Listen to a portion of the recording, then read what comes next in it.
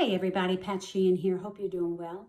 Want to talk to you today a few minutes on mentoring, how to mentor new leaders, how to foster new leaders, right? We must first be true to ourselves and recognize that we must first be a student before we can be a teacher.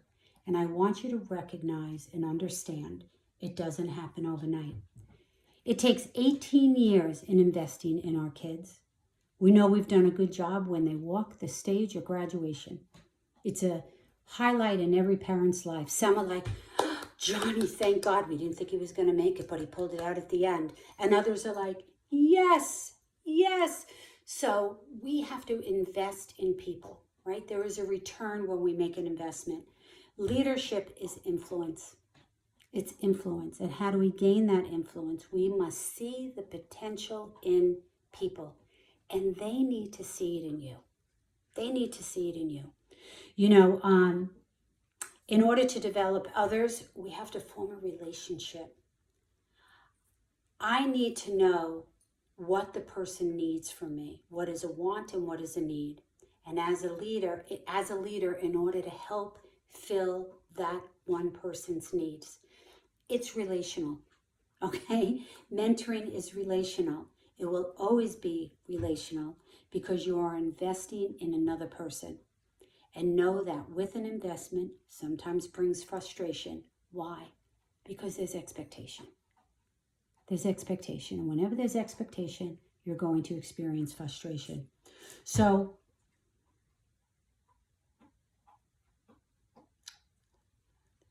once I know what this one particular person needs or this small group that I'm working in, I carve out a couple of different topics that I start working with them at the very kind of elementary level. Number one, personal business has to come first. I cannot help somebody build a business if I'm not running a successful personal business. That means selling, sponsoring, training. Okay, so the first thing I have to do is make sure the person I'm working with, in order to mentor them, understands the value in the party, how it pays out differently than the VIP, and how she could get parties. Some people struggle really hard with getting parties, and a lot of times I role play with them. There are many times I'm at my desk and someone will share, I just sent this to my team, and I'll say, oh, can you reword that? Pull that off for a minute. Use this. And I'll take the same message, but I tweak the wording, and they're like, oh my gosh, that's so much better, thank you. It's just because I've been doing this a long time. Some people struggle with bookings, and we've got to help them get past it. First, we have to show the value in it, what it can do for their business, for their income, for their self-confidence, and then we have to show them how to, I like to them to shadow my parties, and then I usually ask for them to put me into their parties, and we do a debrief where I could give them some constructive criticism, because sometimes it's small tweaks. It's small tweaks. Number two, accountability and working from a calendar. Knowing what needs to get done each day to support the business and others that we are responsible to, not for. We are not responsible for people, we are responsible to people. And this is what happens. We think, and it's a woman thing, James and Angelo and Jason, but as women, we think the team. You can't help the team until you've got your business in order. So don't let the team suck the living life out of you. Your personal business first. Then we look at the team, we break them into categories, and then we offer them training. And when you do all of that, you have systems in place, and you learn all of this in Power Up, you have balance at the end of the day. You are accomplished. You feel a sense of success, a sense of, I got a lot done today. And 5 o'clock you leave, whatever time, works with your other work schedule if you have another job, but you feel good. You feel good. Number three, personal development. Personal development changed my career 29 years ago. Getting a deeper understanding of what it is to lead, aside from you modeling it. I don't think any one of us knew if you're a parent, the responsibility that was going to come with it. You know, it's a big responsibility. It's a lifetime. You worry about these children from the day they're conceived to the day you die. It's a big responsibility. In leadership and in leading teams, the first thing we do is we serve our teams. The second thing we do is we shelf our ego. It has nothing to do with us. It has to do with how well the team is doing. That's how a leader gets rated. Is the team moving? Is the team increasing? Is the team sponsoring? Are new leaders coming out of the team?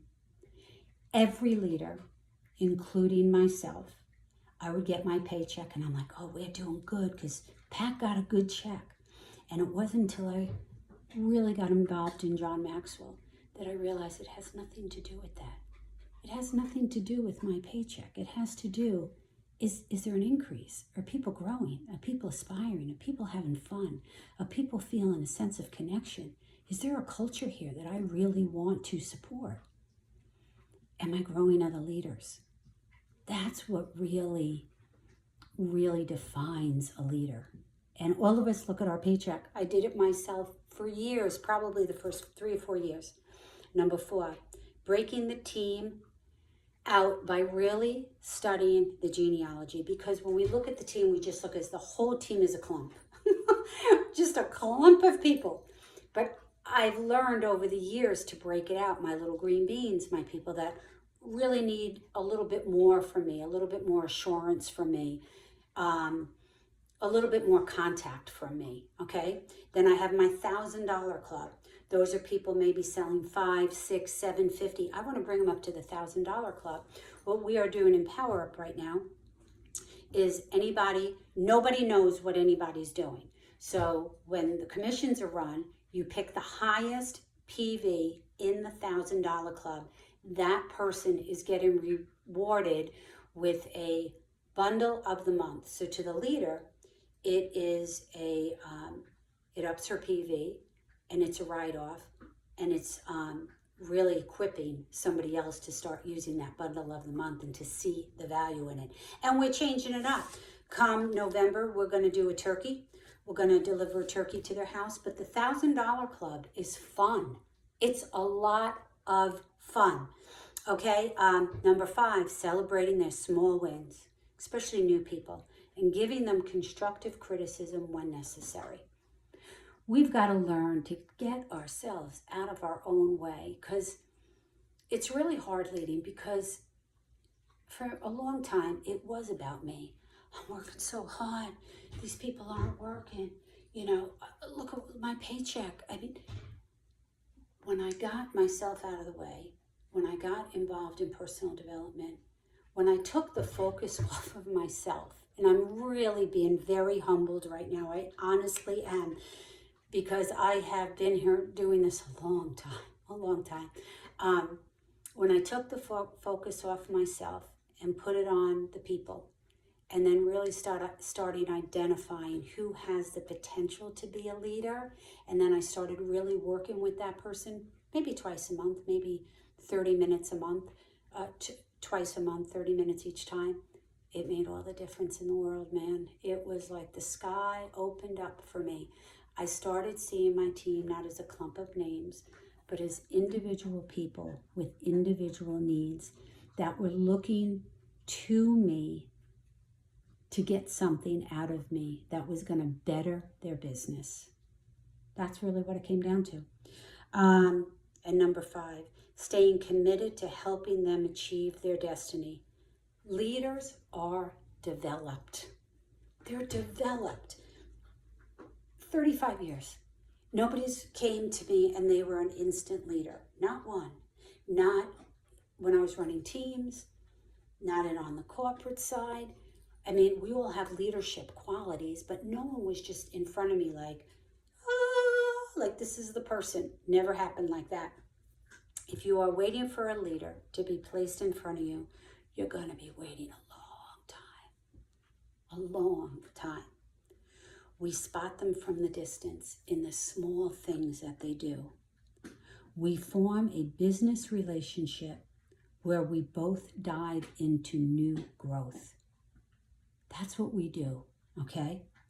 New challenges, because with new growth comes new challenges. Leadership is a journey.